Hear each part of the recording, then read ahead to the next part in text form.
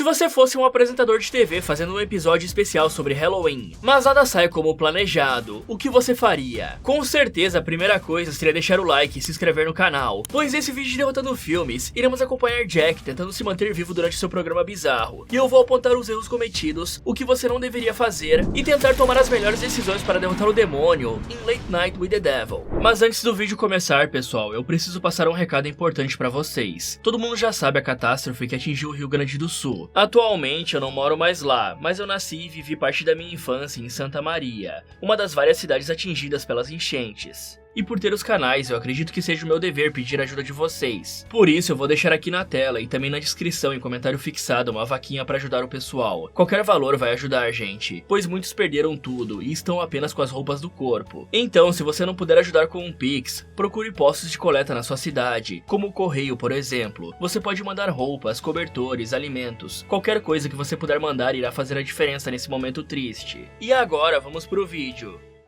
Essas pessoas estão prestes a presenciar o programa mais estranho de suas vidas. Em 1990, nos Estados Unidos, com o uso de tóxicos em alta e aumento constante da violência, as televisões transmitiam para todas as casas uma enxurrada de notícias ruins todos os dias. Mas elas também serviam como fonte de entretenimento para as pessoas fugirem daquela realidade tenebrosa. E um dos shows que mais contribuía com o entretenimento da nação foi o Corujas da Noite, que teve seu primeiro episódio lançado em 71, uma época marcada por alguns grupos satânicos, sendo o mais famoso deles a família Manson.